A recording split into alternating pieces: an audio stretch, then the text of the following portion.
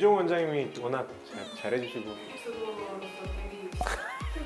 없지 않으시네. 저도 콧구멍 살짝 올려주면 조금 더 잘생겨지지 않을까.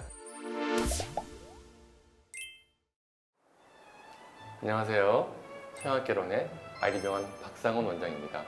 오늘은 아이디병원의 레전드 코 원장님 오승일 원장님과 함께 하겠습니다. 안녕하십니까. 아이디병원 코성형의 레전드 오승일 원장입니다. 연고를 좀 더 쌓아 코끝을 예쁘게 만들어줄 수 있습니다.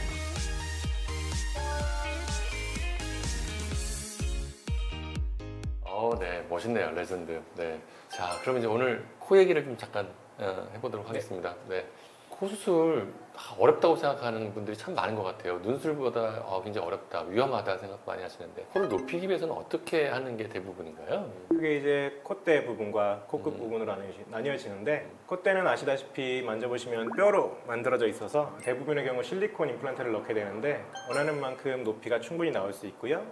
중요한 건 이제 코끝 성형이 되겠는데, 코끝도 만져보시면 말랑말랑한 연골로 대부분 이루어져 있습니다. 이제 코끝이 말랑말랑하다는 것은 콧대처럼 원하는 높이의 보형물을 넣는다고 그만큼 올라가는 것이 아니라 넣은 만큼 또 바닥으로 주저앉거나 그렇죠. 시간이 지날수록 낮아지는 일이 있을 수 있기 때문에 뭔가 지지대를 단단히 받쳐줘서 장기적인 코끝 모양을 유지하는 게 포인트라고 할 수 있습니다. 연골 이식을 보통 많이 한다고 제가 알고 있는데 연골 이식은 어떤 종류가 있는지 좀 한번 설명해 주시겠어요?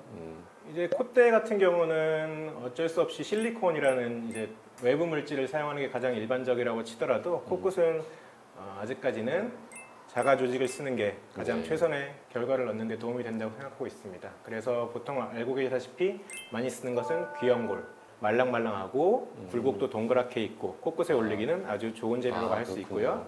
비중격 연장을 하기 위해서는 코 안쪽에 있는 비중격 연골을 사용해서 지지대를 만들어주고, 코끝은 귀연골로도 올릴 수 있지만 위에 층층이 쌓아주는 재료로서 비중격 연장을 하고 남은 비중격 조각을 이제 알맞게 재단하고 부드럽게 만들어줘서 귀연골 채취가 별도 필요 없이 코끝을 만들어줄 수도 있습니다. 콧대에 실리콘을 넣는 게 일반적인 얘기인데 또 그 이외에 다른 보형물이나 아니면 좀 자가조직 같은 것도 넣을 수가 있나요? 고어텍스 모형물을 넣는 방법도 있는데, 고어텍스 모형물은 실리콘보다는 조금 경계가 덜 비쳐 보인다든지 이제 딱딱함이 덜한다는 장점도 있지만 무수히 나 있는 수많은 구멍으로 조직들이 자라 들어가면서 문제가 발생했을 때 이제 제거가 어렵다든지 그런 이제 취약점이 있습니다. 그리고 실리콘에 대한 이제 거부반응이나 부작용이 걱정되시는 분들은 본인의 진피를 사용할 수 있는데 보통 엉덩이 사이에서 진피를 채취하게 되고 실리콘보다는 확실히 염증 확률이 줄어들게 됩니다.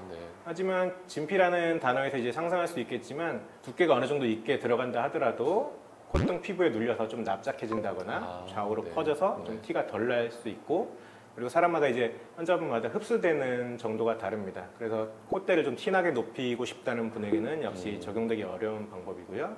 그리고 이제 엉덩이 사이에 상처를 남기기 싫다, 그리고 실리콘 같이 티나게 콧대를 올리기도 원치 않다 하는 분들은 기증 진피죠. 이제 인조 진피라고도 말하는 사체 진피를 자연스럽게 넣어주는 방법도 적용하고 있습니다.